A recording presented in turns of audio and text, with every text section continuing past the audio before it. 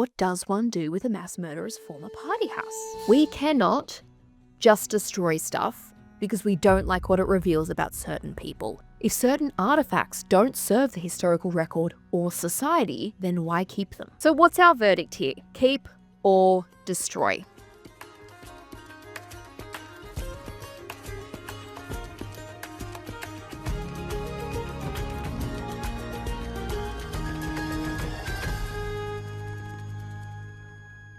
Hi guys, and welcome back to Hot History, your corner of the internet covering all the things in history you probably should know, but don't. I'm Ainslie Harvey, your hot historian here, ready to chat about a super important topic that I've been getting all your thoughts and feedback on over the last couple of weeks. Whether we have the right to destroy history. Now, prefacing at the top, this will be two parts because we're not just looking at a handful of examples here.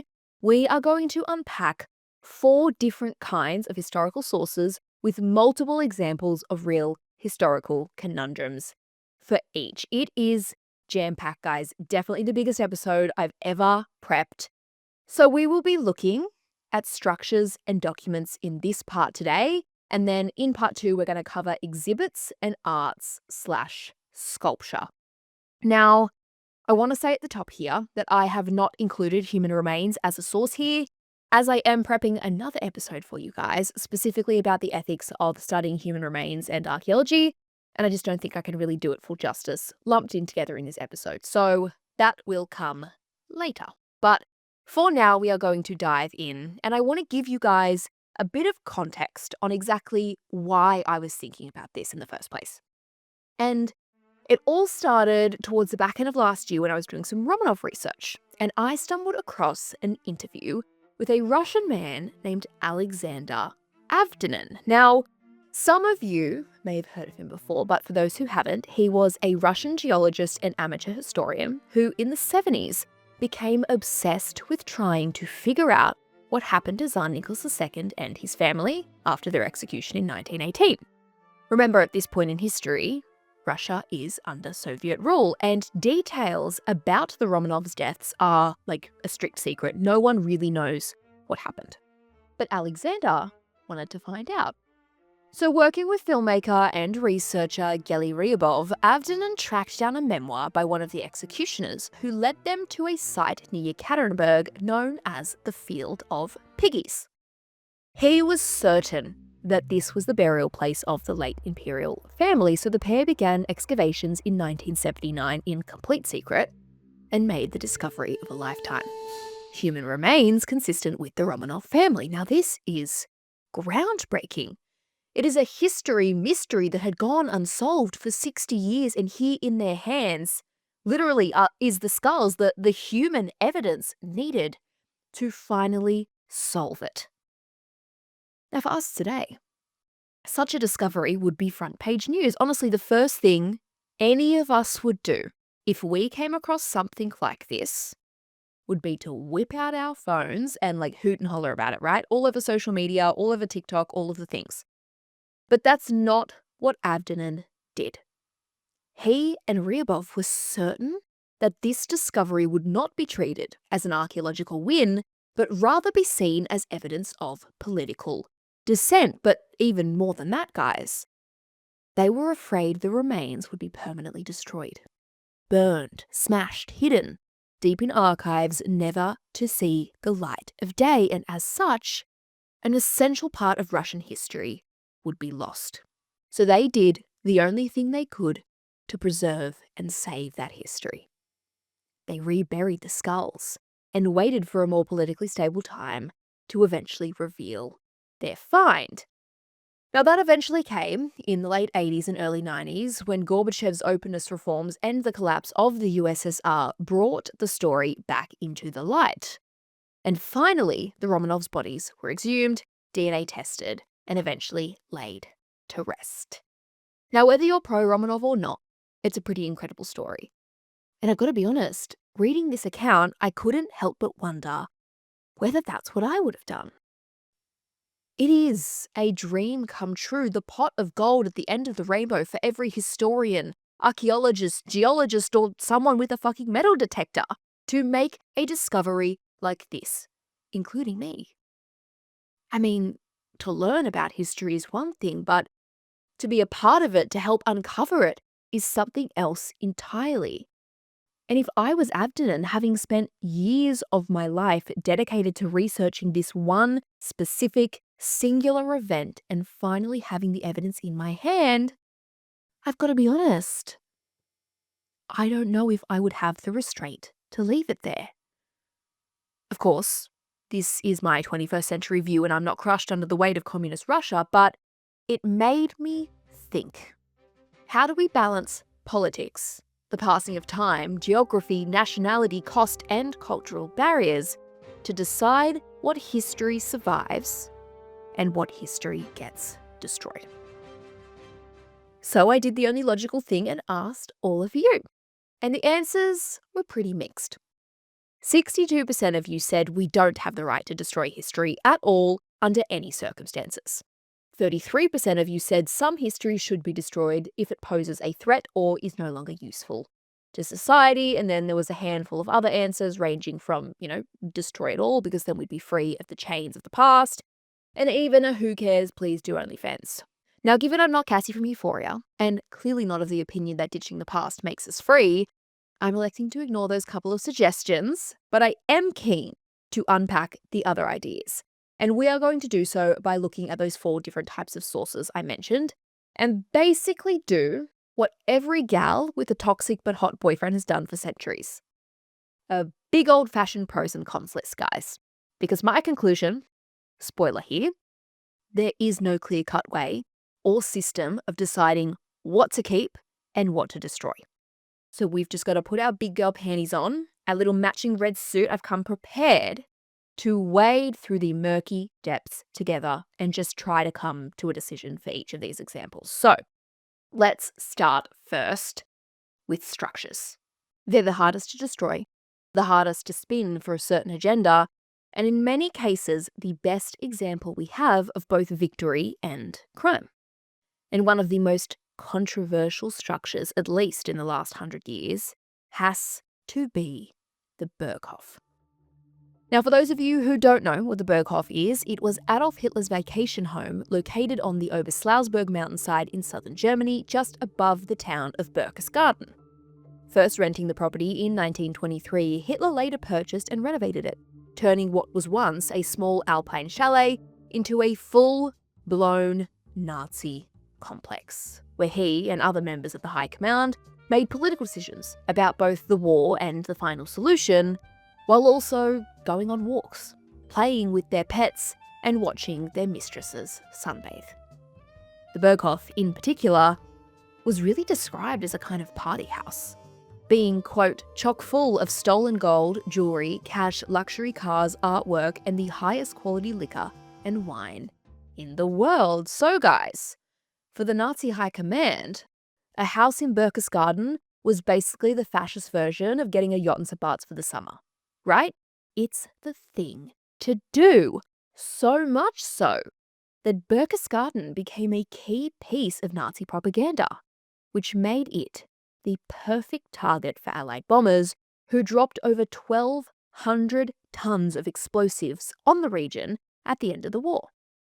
Now, if you are watching on Spotify or YouTube, hi divas, I am going to play some footage taken by the Allies after the bombing raid, but if you're not, don't worry, I will post this on social media. Still love you, my audio kings and queens. While largely damaged, including significant destruction of the terrace, roof, second story, and the infamous picture window, the Berghof was still standing, making it a key site to visit for Allied ground troops who held the region under symbolic occupation until 1952, after which the Bavarian government took it back over, it was handed back over into their hands, which saw the question raised.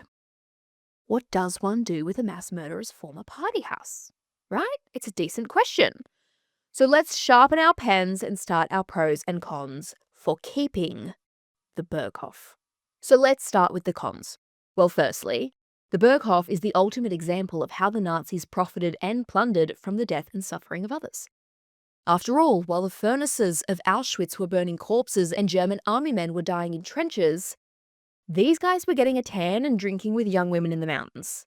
So this isn't a military barracks or a government building where the case can be made that it reflects the actions of the state as a whole. Instead, it's basically Hitler's Airbnb. Next con on the list, and for me, the biggest one, is the fact that since Hitler's death, neo-Nazis and right-wing extremists have made pilgrimages to Berchtesgaden in reference to Hitler. Still to this day, people lay memorial candles at the Berghof on Hitler's birthday, take pictures while hailing, and proudly display their support with flags and clothing, like the 2023 incident where 3 men wearing neo-Nazi shirts punched a man outside a bar in Berchtesgaden. The documentation Oberslausberg, one of the region's key bodies, commented on this rise in neo-Nazi activity, saying, "The fact that many people from relevant right-wing circles are making pilgrimages to Oberslausberg again today is a thorn in the side of many." So as cons go, I reckon the fact it's a mecca for neo-Nazis is pretty solid. Next con is we don't actually learn anything from the remains. Again, remember guys, this is a pile of rubble and metal and charred wood. And given the amount of evidence that we have across other sources, including extensive first-hand video footage, it doesn't teach us anything new about how Hitler and the Nazis lived in Berchtesgaden. A great example, however, of a structure that does do this is the Eagle's Nest, the mountaintop tea room that was given to Hitler as a birthday present, featuring solid stone walls and a gold-plated elevator, which remains undamaged by Allied bombers and can be freely visited today. But the remains of Hitler's house don't teach us anything, or, as one of you put it, it's just the basement of an infamous tyrant.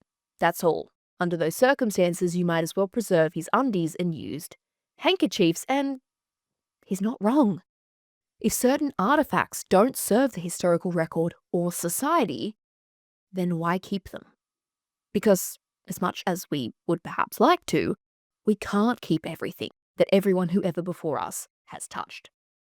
So let's move on to the pros. Why should we keep the Berghof? Well, first and foremost, the Berghof is the perfect example of the hubris of dictators. It was Hitler's city in the sky, this place where he looked over his dominion like some kind of benevolent god, laughing with children and playing with animals as both a good neighbour and a great statesman. Or so Nazi propaganda would have you believe.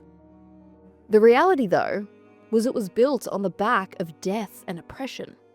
A case seen time and time again with dictators, leaders and kings who rule by fear and force. Or try to anyway. I mean, you need only look at Epstein Island as the perfect example of what happens when these men in impossible positions of power are left unchecked to pursue their nefarious agendas. So from this POV, the Berghof should survive to ensure we never forget. Or as one of you put it, history needs to be preserved, taught and debated so we can hold people accountable and, in an ideal scenario, prevent these ideas and practices from being repeated and accepted. And I do agree, especially when it comes to structures, because some history, particularly the difficult parts, guys, needs to be seen to be believed. One of you here even made the argument that just because something terrible happened in a place doesn't give us any right to destroy or censor it. What would we be saying if there was a movement to tear down Auschwitz or any other concentration camp? Now, no one, including me, is making that argument, but if we apply this blanket statement that sites which represent terrible things need to be torn down, Auschwitz-Birkenau would be on that list. The result of which would not only be deeply disrespectful as it is the final resting place of hundreds of thousands of people, but also a huge blow to the historical record, with evidence of the Nazis' crimes being eradicated. And in doing so, 1, allowing Holocaust denial to soar, with 61% of teachers in the EU already encountering Holocaust denial in the classroom, and 2, increasing the likelihood of it happening again. Now, I do want to caveat here that the Berghof and Auschwitz, very, very different, right? The Berghof is the remains of a former party house, whereas Auschwitz-Birkenau is the scene of genocide, open to the public in a controlled way, where learning and remembering victims is the priority. This is not the context in which the Berghof would be presented, so we have to question the context here. The next pro is the invert of the neo-Nazi debate, that the rubble of the Berghof would be a trophy of sorts to show the strength of Allied victory. Now, given I am about as far from neo-Nazi as humanly possible, I do understand this point. However, I caution the toting of war trophies in any capacity. Look what had to happen, how many people had to die on both sides for you to achieve this end. It's a glorification of our own violence, which in my opinion only breeds further violence, something the world is already chock full of. So the final prognosis? Well, I think the cons outweigh the pros pretty clearly here.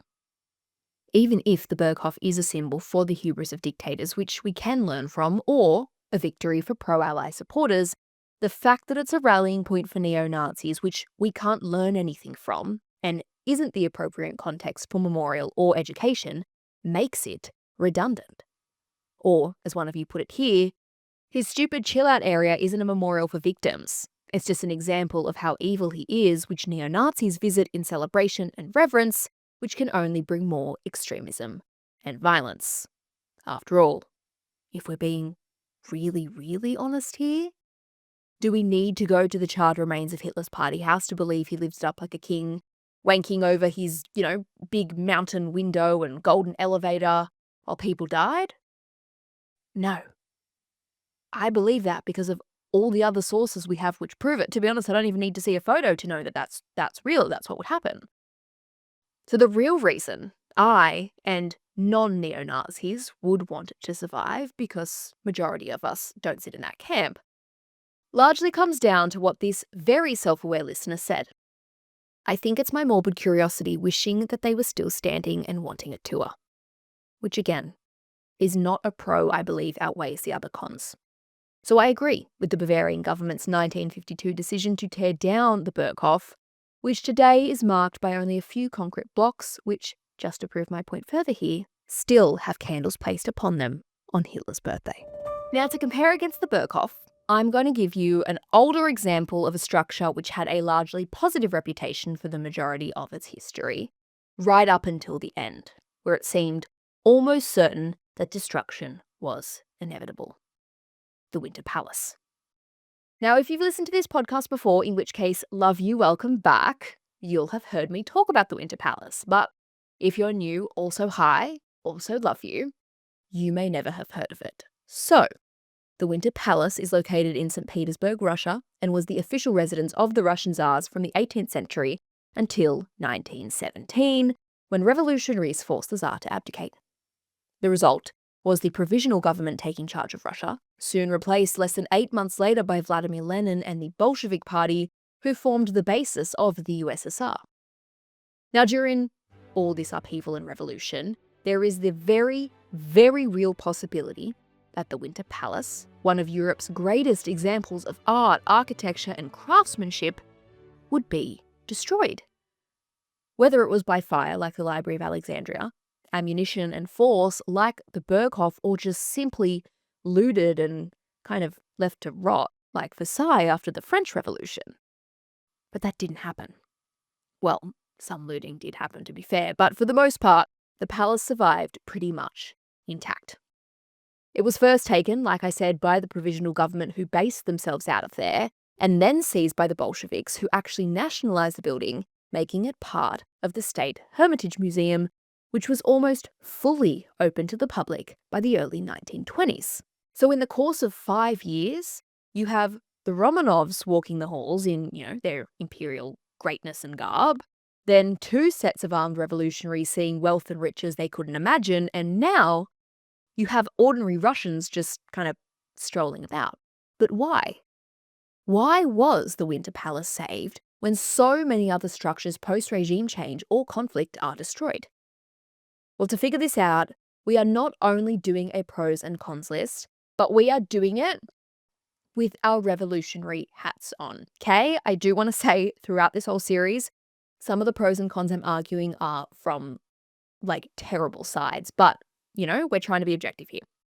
So, first con, guys.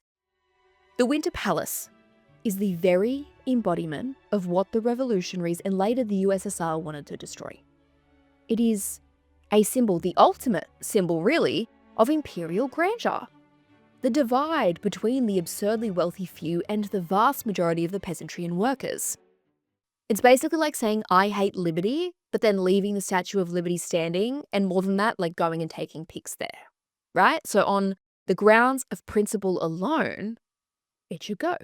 Plus, another con in keeping it, but definitely a pro for the Bolsheviks if they did decide to get rid of it, is that the contents of that place could have bankrolled the USSR for years. First built between 1754 to 1762, the Winter Palace cost millions to construct at the time, and that's just the building.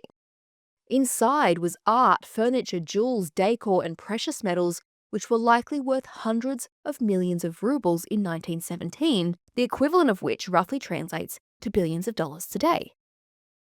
Now, we do know that the Bolsheviks sold off large parts of the Romanovs' belongings, including jewels, furniture, and art, but if they'd sold it all, they would have made absolute bank. The other con in keeping it is that you're holding on to a part of the past when what this new regime is wanting is the future. If the Winter Palace was torn down, sold off, and returned to the ground, then the newly formed USSR could have built their own monument here, a place that respected the aesthetic of communist Russia versus imperial Russia. And while yes, they did this in other regions, especially in the form of statues, after all, the Motherland Call statue is hardly something anyone forgets, but still, they could have built their own communist version of the Winter Palace along the banks of the Neva for the new start of Russia. But they didn't do that. And the reason, aka the pros for keeping it, largely lie in three things. The first of which is that despite the conflicting aesthetics and politics, the Winter Palace does reflect the might of the Russian Empire. It is huge. It's bright blue, it's glistening with marble and gold and crystal. And this is a language that all the other European nations understand. Look at Versailles in France, Windsor Castle in Britain, Schönbrunn in Austria. The strength of European nations has always been reflected in their palaces.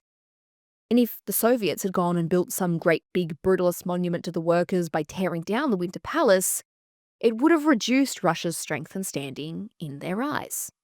Something that would have been particularly precarious at this time because the First World War is ravaging Europe. So keeping the Winter Palace, in this capacity at least, is a strong political decision. Plus, which is our second point here, do you know how expensive it is to demolish something? It's genuinely a large part of the reason the complex at Versailles remained untouched after the revolution. It costs a lot of money and a lot of energy and a lot of effort to demolish something. And while yes, they did have explosives at this particular point in history, the risk of shelling or blowing up a huge building in the middle of St. Petersburg is a pretty high risk. And with the nation at war, the cost of symbolically blowing up a building isn't quite worth it. Plus, it hardly inspires morale for them to win the war if a huge part of the city centre is, on fire, right? But the last pro, and what I truly believe was the key factor here, was that the Winter Palace wasn't just about Tsar Nicholas II and his family. It was a home to centuries of other rulers, including Catherine the Great. So keeping the palace preserves all the history that came before the last Tsar. And I do think that actually requires a pretty level-headed perspective. Just because the last guy who lived here was fucked doesn't mean we should wipe out all the history of the people who came before. Or as one of you said, I do not think it's the right of a small group of people to get to decide to vandalize something or ruin it. I think experts need to be consulted to determine what to do with these items, not an angry mob to decide for everyone. Now, in the case of the Winter Palace, the authority who made the decision was the Bolshevik government, and given it was led by Lenin, I'm certain it was his decision in the end. So, definitely not an expert in history or conservation. But he was passionate about art and culture as a tool.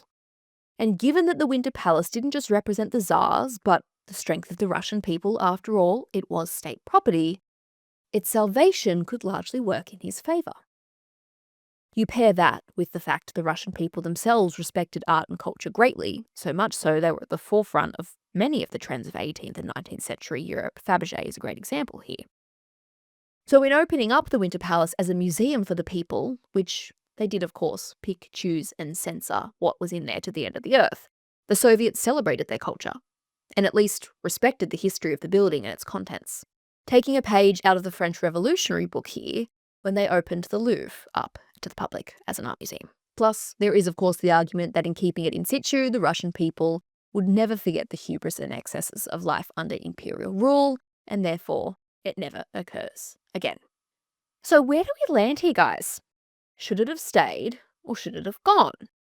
Well, I think they did the right thing here, and I do largely credit it, like I said, to the size of the Winter Palace, which, like Versailles, was just too big and too expensive to tear down.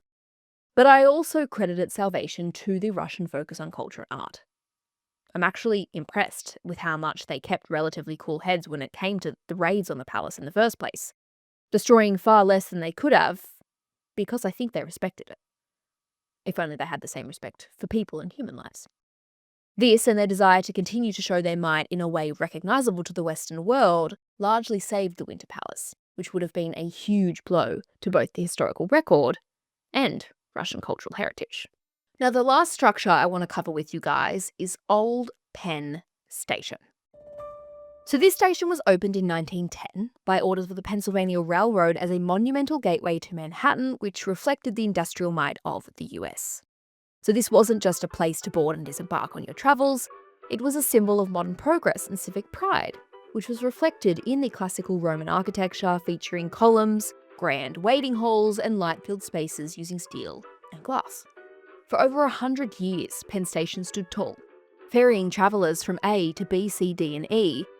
But as the 50s rolled into the 60s and the automobile boom went supersonic, rail no longer became the primary method of transport. You pair that with the fact that it occupied land in Midtown Manhattan that had skyrocketed in value, and the needs of society for further offices, housing and entertainment facilities, Penn Station was no longer a good use of space. And so, it was torn down, replaced with a new underground Penn Station, along with Madison Square Garden and surrounding high-rises. The whole project, though, sparked huge public outcry, with some arguing the new area better reflected modern human needs, while others believed it was a destruction of history and culture for profit's sake. So what do we think here? First, the cons in keeping it. Now, this was one that you guys wrote a lot about, which was all around the needs of modern society. One of you said here, from an architectural point of view, I believe there's no point in preservation for preservation's sake. If something isn't serving us in a modern context, turn it into something that will. Otherwise, we'll stop creating history and start becoming it. Now, I agree here, to a certain extent, but I also think it's a slippery slope to apply this idea of no longer serving us as a blanket statement. Under this logic, the Colosseum, which is no longer used as an entertainment venue, should also go, which would be a huge loss to both the historical record and Lizzie McGuire fans who wouldn't have gotten this.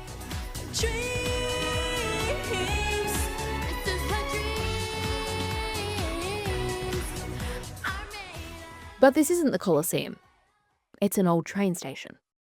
One which took up 2 city blocks or around 8 acres, and with the needs of society evolving, we can't hold on to things out of nostalgia, especially when the UN estimates that today 55% of the world's population lives in urban areas, a proportion that is expected to increase to 68% by 2050, adding another 2.5 billion people to urban areas who need somewhere to live. Take the UK here, where more than 400,000 buildings are on a protected conservation list due to their architectural and historical significance. Now, this might be alright if there was a plethora of other housing options, but according to The Guardian, the number of people living in affordable accommodation in the UK has risen dramatically, reaching over 130,000 households at the beginning of 2050. So you've got 130,000 households that are affordable accommodation facilities, but 400,000 conservation list properties that are priced up for the elite, or, as academic John Pendlebury said, heritage status is more often associated with the protection and gentrification of elite landscapes. and structures. So if the choice is in tearing down or repurposing aging housing stock in exchange for more affordable housing which meets the needs of modern society, shouldn't we take it? Now again, this isn't quite the same as Old Penn Station being torn down, but the point here is the needs of modern society aren't for the station to be kept. It's for new venues which reflect the way we actually live. Or as one of you put it, while the study of history is important, the whole cannot be preserved forever until the end of time. There's a point where life moves on and the current humans do need space to live life now. The next con in keeping it is that it costs a lot of money to keep transport infrastructure safe and working, especially when it's not fit out with modern technology. That's more staff, more maintenance costs, and more time trying to bring Old Penn up to modern standards, all of which costs money. And in an environment where rail travel is no longer as popular and therefore no longer as profitable, where does that money come from? Tax dollars, which again are better spent on public works to serve the current community. Now let's do the pros in keeping it. Well, first and foremost, guys, it is an architectural masterpiece. As one of the finest Beaux Arts buildings in the US, it captures a time where craftsmanship and trade were an art form, reflecting the strength and might of US transportation. And yes, we can study the blueprints and look at photos, but when structures are so famed because of their scale and detail, the only way you can fully appreciate them is in person.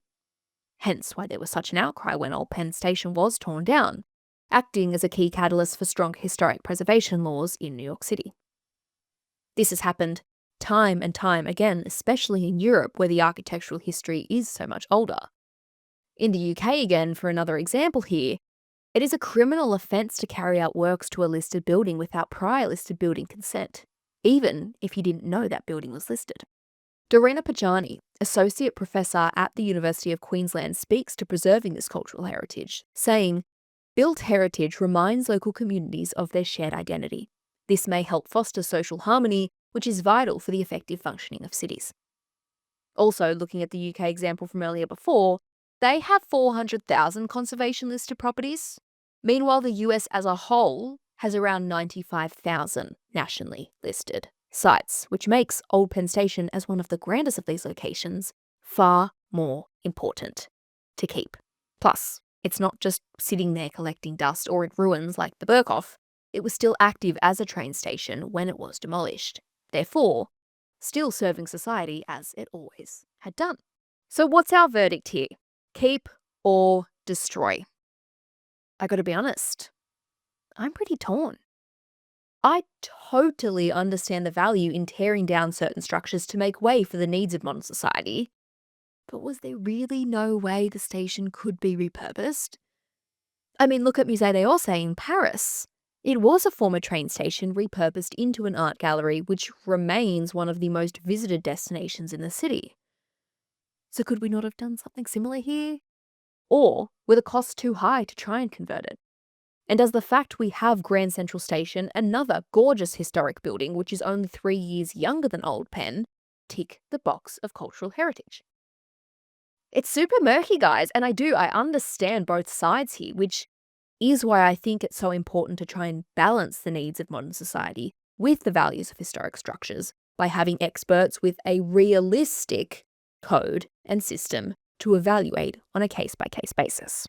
Okay, pivoting from structures now, I want to talk about documents, mainly because I feel like I need a bit of Victorian sex drama, and what better place to get it from than the Diary of Queen Victoria, who, after the death of her uncle William, became queen at only 18 years old and is now largely associated with Britain's age of industrial expansion, economic progress, and burgeoning empire, with her family describing her as a warm-hearted woman of strength who navigated the seas of the modern world, keeping Britain and the monarchy on top. But if we were to look at her personal diaries, they tell us something else. Now, this woman wrote more extensively than Sarah J. Maas, whose books she would have loved, by the way. Making her first diary entry in 1832 at age 13, she continued writing about her life until her death at age 81. accumulating millions of words across 120 volumes, so 68 years of Queen Victoria's innermost personal thoughts were extensively recorded. And FYI, when I say innermost thoughts, I really mean it. She covered everything from her scathing opinions on politicians, including former PM William Gladstone, who she called a half-crazed, wild and incomprehensible old fanatic, the taste of certain dinners she had, thoughts on her grandchildren including the German Kaiser, who she said, if he has such notions of this behaviour, he'd better never come here. And of course, like I said at the top, her sex life. What these diary entries reveal is not a stony queen, and it's also not a warm-hearted, artistic spirit. Instead, they reveal the truth. Victoria was an opinionated, crass, and extraordinarily powerful woman who freely expressed her thoughts with as much vigour as any man. But even as queen, well, to be honest, especially as queen, she could only do so in her diary, which after her death was heavily censored by her daughter Beatrice, who insisted the volumes be edited and the parts that were considered too scandalous be taken out and burned. The result was 2/3 of the original volumes being destroyed, with key content including her experience with motherhood, her struggle to combine the roles of ruler and wife, and her intimate friendships with other European leaders being deemed unsuitable for public consumption. And that's before we get to the sex drama, something which the stifling conservative values of Victorian England would not have approved of. Now, before we get into the pros and cons here, of which there are many, I want to chat to you about something that I think actually lies at the heart of this question that we're trying to answer about this right to destroy history, or at least in many of the examples that I've included. And it is something called revisionist history. So for those of you who haven't heard of this before, revisionist history is defined as the reinterpretation of accepted traditional historical narratives, challenging established views by introducing new evidence, interpretations, or perspectives. Now, this can be very simple. Something as minor as correcting dates of certain events based on new evidence or using new technology to analyze old evidence. Arguably, DNA testing of evidence in cold cases can be seen as revisionism. And for the large part, guys, this is not only a positive thing when studying history, but essential. Or, as Princeton's Civil War historian James McPherson said, history is a continuing dialogue between the present and the past. Interpretations of the past are subject to change in response to new evidence, new questions, or new perspectives gained by the passage of time, which makes revisionism vital to the study of history. And he's not wrong here. Right? Look at the original Romanov example from the top that I was talking about. We wouldn't be able to confirm those human remains were the Romanovs without the use of DNA, which wasn't used in forensic analysis until 1984, so 5 years after the bodies were originally discovered. But, big but here, revisionist history is a double-edged sword. On one hand, it allows a legitimate academic revision of our historical past using evidence to support this. But it also allows the illegitimate distortion of the past by altering, distorting, or warping evidence for ideological, political, or social agendas, resulting in many versions of history, which directly ties into our first con of keeping Queen Victoria's original diaries. Legacy.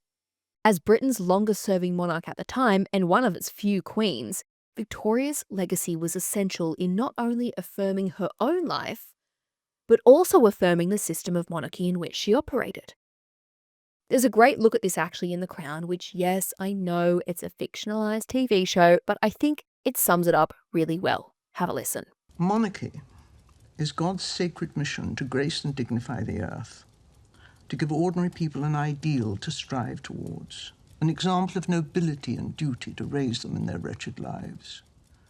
Now, if you ask me, sounds pretty wanky, but if you do subscribe to this belief, which the majority of Victorians at the time did, that same monarch saying how much she loved to fuck her husband and how she couldn't stand her grandson's attitude would surely break this grand illusion.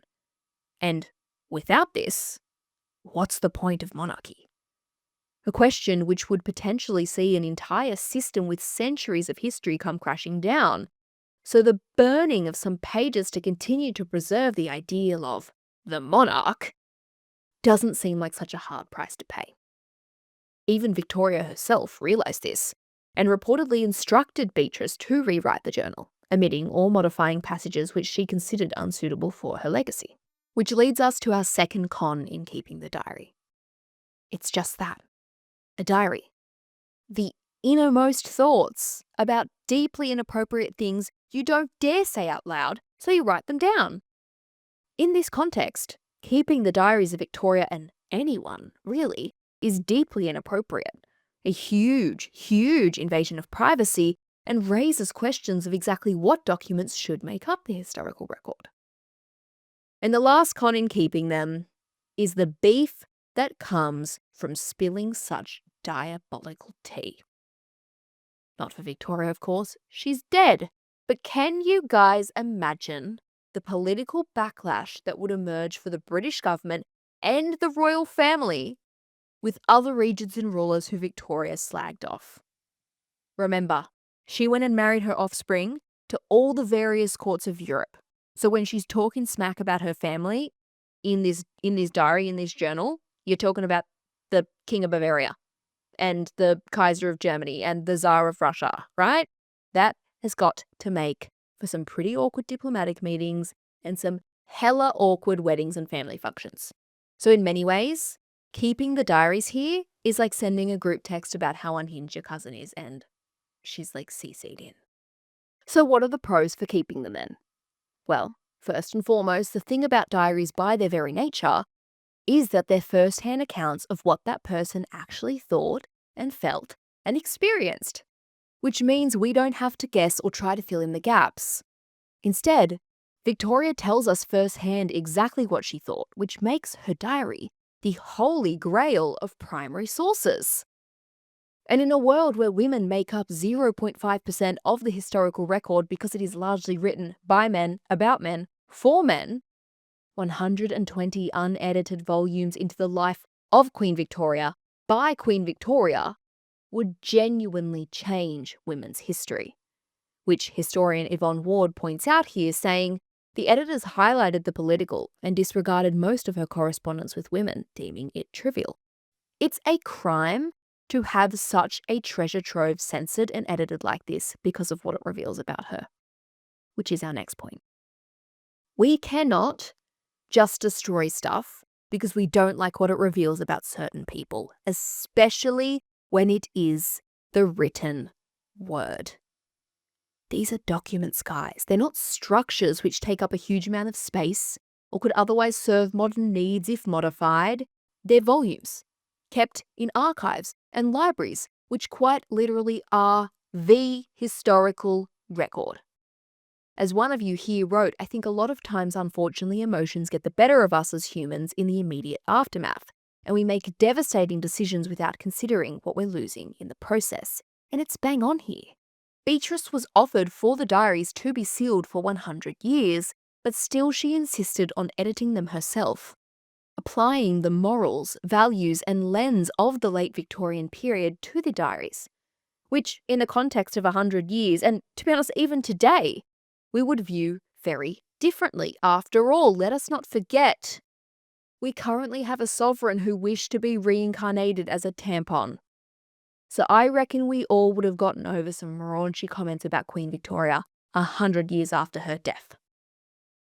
More than that, though, I really feel this censorship is a discredit to her. Her experiences are sanitized or rewritten into something more palatable, which makes us feel more comfortable. Royal historian Elizabeth Jane Timms rightfully points out this, saying, the editing of the Queen's diaries has edited our subsequent perception of her, making the Queen literally lose her voice intermittently, even in death. So what's the verdict here, guys? I think it's pretty obvious. The pros far outweigh the cons here. Like, genuinely, this is a crime. Imagine what we could have learned about this woman, and I get the legacy piece, but seal them for 100 years. Don't destroy them. Still, though, The agendas of monarchy and personal legacy tend to always trump historical fact, much to the detriment of the historical record. And let me tell you, in the age of billionaires and gazillionaires, it's only going to get worse. Now, the other example I want to chat with you guys about is a document also authored by another highly controversial individual, but unlike Queen Victoria's diaries, which were personal, this was written with the express aim of mass production. And that is Mein Kampf, written by Hitler after he was imprisoned after the failed beer hall putsch in 1923. Mein Kampf, aka My Struggle, is part autobiographical and part political manifesto, which details Hitler's beliefs about race, nationalism, and power. It was published in 2 volumes across 1925 and 1926, selling around 200,000 to 250,000 copies. But those numbers skyrocketed once Hitler became Chancellor in 1933, and soon, Mein Kampf became ingrained in the national identity after it was heavily promoted by the Nazi Party, being given as a wedding gift to newlyweds and distributed to soldiers and officials, with stores throughout the state being forced to stock the book. Quite the marketing drive. By the time the war started in 1939, it had sold around 5 million copies. And by the time Hitler had died, that number tripled to around 12 to 15 million. Now, just for context on how many books that is, the entire Fourth Wing Imperium series has sold over 12 million copies in the last 2 years. So imagine having all the copies of Fourth Wing in the world, but instead of hot dragon riders fucking, it's full of the extremist, hate-filled ramblings of a delusional psychopath. Right? No one wants that out in the world, so what do? Well, one of the first things the Allies did post-1945 was ban the book, after which they began destroying millions of copies in occupied regions as part of the denazification process, which included giving the book's copyright to the state of Bavaria, who blocked any form of republication to ensure no new copies were printed. However, that control could only go on for so long, and when the copyright expired in 2015, Germany allowed a new version to be printed the following year. And while it was filled with annotations by historians and plenty of critical commentary, it sparked great debate as to whether it should be in the public domain again. So let's unpack it, guys. Firstly, what are the cons in keeping it? Well, the most obvious one is that a book with hateful rhetoric will inspire extremist sympathizers to action, which is already happening, guys. Neo-Nazi group activity has reached record numbers in the 21st century, with marches and violent acts occurring in the community and even at Holocaust memorial sites. Anti-Semitism too is rising at an alarming rate, which we here in Sydney experienced firsthand on December 14th last year, when 2 gunmen opened fire at a Hanukkah celebration at Bondi Beach, the result of which was the deaths of 15 people and more than 40 injured, which the Prime Minister made clear was, quote, an act of anti-Semitism and pure evil. And while these gunmen were allegedly inspired by ISIS ideology versus Nazism, it is clear how indoctrination from propaganda such as Mein Kampf still takes hold today. The next con is kind of the other side of that coin, which is the idea that Mein Kampf is collected by the majority of Nazi sympathizers, not as a tool of action, but a source of reverence. While the extremists, as we said, take the text as a call to arms, author and historian Gillies McDonough argues the book is far more ornamental to sympathizers, noting that, quote, once people had adopted Adolf Hitler as their hero, they wanted to have his book and they left it lying around, a bit like people left the Bible in their parlours, but I don't think many people read it. And it's an interesting point. Why have this book in circulation if it's largely seen as a trophy for sympathizers to connect with their hero? As though there's some kind of huge Tolkien fan with a first edition of The Hobbit or an Austen lover with an 1813 copy of Pride and Prejudice. The next con here is, of course, the fact that Mein Kampf being available in the public sphere is traumatizing for Holocaust survivors and all other communities mentioned in the text, including people of colour. Even in the annotated versions, which were designed to break the book's symbolic power, they're still deeply charged. And to have these sitting on bookshelves as the original was in 1939 is terrifying, especially with anti-Semitism on the rise. The result of this has seen calls for certain copies without scholarly perspective pulled from the shelves. Amazon reacted to this in 2020 after almost, this is insane, 20 years of backlash, adding the selling of Mein Kampf and other Nazi-authorised books to their codes of conduct. Again, back on my shores in Australia here, one of our biggest booksellers, Dymocks, was forced to remove dozens of editions in 2020 following community requests, after it was revealed that no fewer than 60 editions of Mein Kampf were being sold in stores and online. In a letter to the bookseller, the Executive Council of Australian Jewry wrote, "We ask you to consider the use that hate groups would make of most of the editions of Mein Kampf that are currently available from Dymocks, asking stores to cease selling all editions of Mein Kampf which do not contain detailed historical commentary and annotations by recognised scholars." Dymocks quickly responded by removing 55 of the 60 versions of Mein Kampf from their shelves. But should they have all been removed to spare those affected from further pain? Or does prohibition make it forbidden fruit, which is our first pro for keeping Mein Kampf? Whether it's alcohol, drugs, or dark texts like this, prohibition doesn't necessarily stop people from doing something. It just increases the desire and largely makes them find or do that thing in a less safe or controlled way, and I think this would be the case with a total ban on Mein Kampf. I actually came across a clip of Robert Proctor. He is a Stanford historian who works on the history of scientific controversy.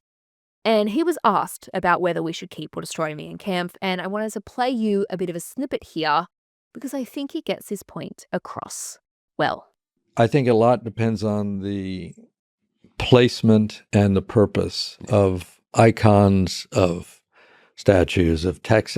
I don't see the harm in being able to buy Mein Kampf. It's so out of this world by now. Just the language and if anything, there probably is more good done by people being shocked at how dumb it is than the evil that might be done by someone reading it. I can't imagine people being really gripped by that now, partly just because it's kind of outdated and crazy talk. So in that case, I would not be in favor of that. Now, I do want to caveat, this was 4 years ago, and so the state of the world is quite different from when he was saying this, but I do agree that we have to trust the intelligence and, as difficult as it can sometimes be, the moral compass of modern society to recognise Mein Kampf for what it is. The rambling idiocy of one man rather than a tool which would promote extremism. Which ties into our second point here. That intelligence that we're talking about, and that moral compass which we need to rely on, comes from education, the best example of which is first-hand sources, including Mein Kampf. To destroy it is to rob ourselves of that understanding of how this terrible thing happened. It is Hitler's first-hand account of exactly what he thought and exactly what his plans were, and gives us a look at how he managed to mobilize his beliefs from ramblings in a book to world war and genocide. In this respect, I would actually argue Mein Kampf is probably one of the most important historical documents we have, because we are able to use it as a reference to recognize similar rhetoric and patterns in future generations, including our own. We cannot bury our heads in the sand because it makes us uncomfortable. For in the words of Churchill here, those who fail to learn from history are doomed to repeat it. And I think all the destruction of Mein Kampf would do is take away a key tool for the identification of evil, which opens up the doors for it to seep in and happen again. So the diagnosis here, keep or destroy. Personally, I don't think there's any world where this text can be or should be destroyed. In fact, I would largely argue its very existence ensures our survival, as it allows us to make sense of one of history's greatest tragedies and ensure it doesn't happen again. However, I can absolutely see how its life in the public sphere can be deeply traumatic, especially for survivors, which is why I think it is so important to have versions available that are filled with the necessary context and criticism from actual historians and experts. But I am keen to hear your guys' thoughts on this one, please. It is murky, it is difficult, it is very, very charged. Even when I was kind of like going through online, there was a plethora of, really opposing hot and cold opinions here. So I want to hear from you guys. Let me know. Now, I could talk about documents all day. I mean, don't even get me started on the Library of Alexandria or the Nazi book burnings. But we have to keep moving on, guys. So this is the end of part 1. Thank you for following along with me on this episode. Make sure to tune in for part 2 because we are going to continue to unpack this topic by looking at exhibitions/memorials and the most written about topic by you guys, art and sculpture. As always, guys, if you are looking for some more hot history before then, you can follow us on Instagram at Hot History Club and on TikTok at hot.history. It has been a pleasure getting down and dirty in time with you, and I will speak to you all shortly. Thanks, guys. Love you. Bye.